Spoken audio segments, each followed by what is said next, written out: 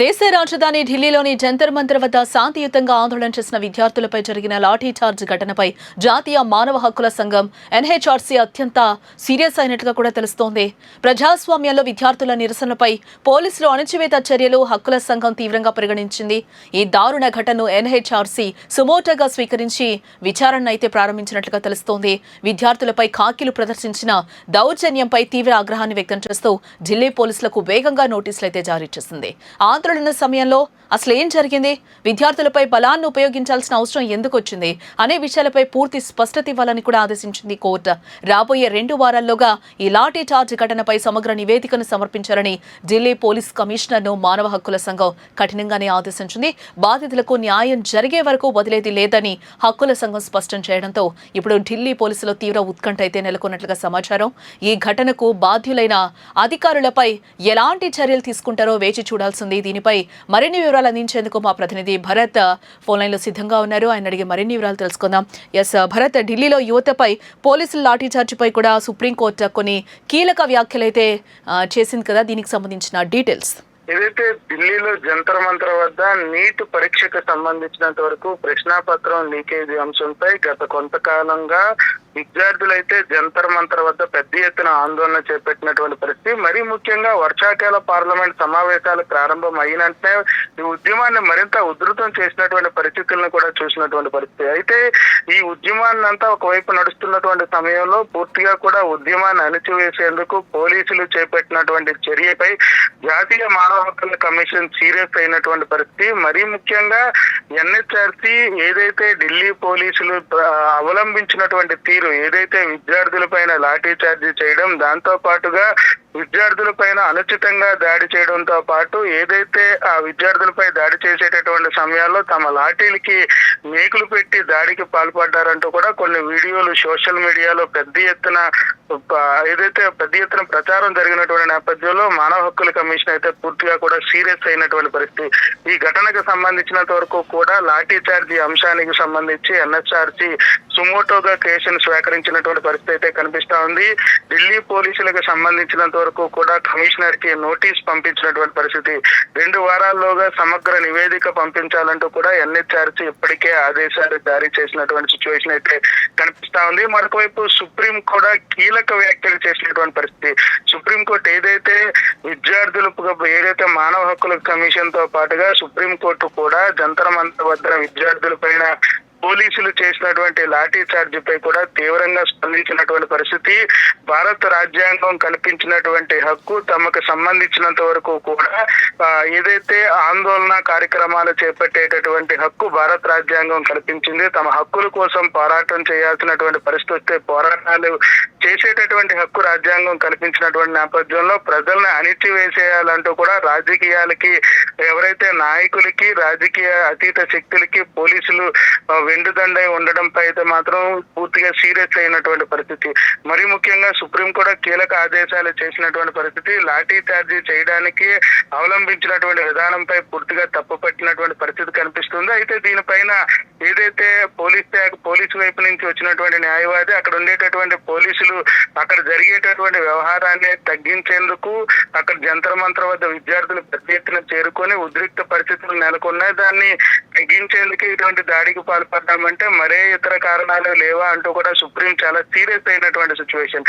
దాడి చేయడం కాదు, భారత రాజ్యాంగం కల్పించినటువంటి హక్కులకి సంబంధించినంత వరకు కూడా ఖచ్చితంగా వాళ్ళ ఆందోళన చేసేటటువంటి హక్కు కల్పించింది. కాబట్టి ఆందోళన జరిగేటటువంటి సమయంలో ఎవరైతే దేశ విద్రోహ శక్తులు కానీ విద్రోహ శక్తులు ఎవరైనా ఆ ఉద్యమంలో పాల్గొంటే అటువంటి వాళ్ళని గుర్తించాల్సినటువంటి బాధ్యత ఇంటెలిజెన్స్ వ్యవస్థ, ఆ వ్యవస్థ మీ చేతుల్లోనే ఉంటుంది. వాళ్ళని కట్టడి చేయాల్సినటువంటి పరిస్థితి ఉంటుంది. లేదా అక్కడ జరిగేటటువంటి ఆందోళన కార్యక్రమాల్ని అదుపు చేయాలనుకుంటే మరే ఇతర కారణాల ద్వారా, అంటే ఇతర మార్గాల ద్వారా శాంతియుత నిరసన తెలియజేసేటప్పుడు నిరసన తెలియజేసే హక్కు కల్పించినటువంటి నేపథ్యంలో వాళ్ళ నిరసనకి ఆ భంగం కలగకుండా ఉండే విధంగా కూడా చర్యలు చేపట్టాల్సింది పోయి పోలీసులు లాఠీలు పట్టి యువత పైన దాడి చేయడంపై అయితే మాత్రం సుప్రీం కూడా చాలా సీరియస్ గా తీసుకుంది. దాంతో పాటుగానే జాతీయ మానవ హక్కుల కమిషన్ కూడా చాలా సీరియస్ గా తీసుకున్నటువంటి పరిస్థితి. ఖచ్చితంగా దీని మీద సమగ్ర విచారణ చేపట్టాలి. ఆ రోజు దాడి చేసినటువంటి ఎవరైతే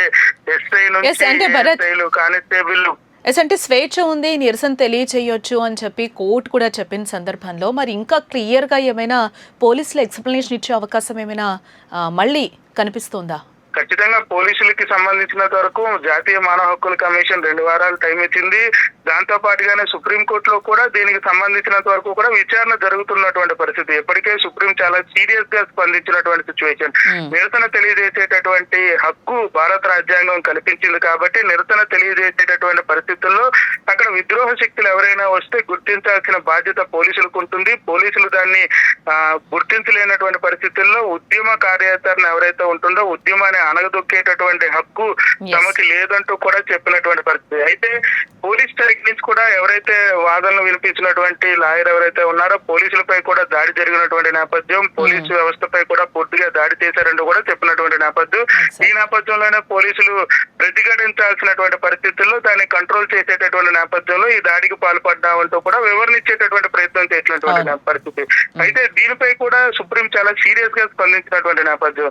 ఏదైతే పోలీస్ శాఖకు కావాల్సినటువంటి హెల్మెట్లు గాని వాళ్ళ రక్షణ పరికరాలంతా కూడా రాష్ట్ర ప్రభుత్వ బాధ్యత. పోలీస్ శాఖ దానికి సంబంధించినంత వరకు కూడా తమ రక్షణ కవచాలను రాష్ట్ర ప్రభుత్వంతో కొనిపించుకోవాల్సిన బాధ్యత ఆ పోలీస్ శాఖకు సంబంధించినంత వరకు ఉంటుంది. ఆ శాఖ అధికారులు దాని మీద కృషి చేయాల్సినటువంటి పరిస్థితి ఉంటుంది. కానీ ఉద్యమాన్ని గాని నిరసనని గాని తెలియజెప్పేటటువంటి హక్కు భారత రాజ్యాంగం కల్పించింది కాబట్టి వాళ్ళకి తెలియజెప్పొచ్చు. కానీ దాన్ని అనగదొక్కేటటువంటి కార్యక్రమాలు చేసేటటువంటి హక్కు మీకు లేదంటూ కూడా చెప్పినటువంటి పరిస్థితి. దాంతో పాటుగానే ఒకవేళ ఆ ఉద్యమ కార్యాచరణ ఆ దిశ మారే ప్రయత్నాల్లో వాళ్ళకి సర్ది చెప్పాలి, లేదనుకుంటే ఇతర మార్గాల ద్వారా ఉద్యమాన్ని నిరసనని ఆపే విధంగా కూడా చర్యలు చేపట్టాలి తప్ప ఇలా లాఠీ చార్జీలు జులిపించడం, రబ్బర్ బుల్లెట్లు పేల్చడం, పాశమాయువు ప్రయోగించడం, దాంతో పాటుగా టియర్ గ్యాస్ తో పాటుగానే వాటర్ ప్రెజర్స్ పెట్టడం ఇదంతా కూడా అమానవీయమైనటువంటి ఘటనగా పరిగణించినటువంటి సిచ్యువేషన్. దీనిపై కూడా సుప్రీం చాలా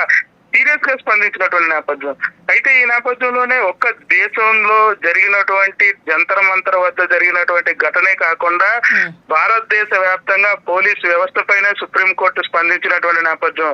నిరసన తెలియజేసేటటువంటి హక్కు ఖచ్చితంగా భారత రాజ్యాంగం కల్పించింది కాబట్టి ఆయా రాష్ట్ర పోలీసులు కూడా ఖచ్చితంగా లాఠీ చార్జీలు జులిపించినా లేదు మరే ఇతర కారణాలు చేసినా దాన్ని చాలా సీరియస్ గా తీసుకోవాల్సినటువంటి పరిస్థితి ఉంటుంది.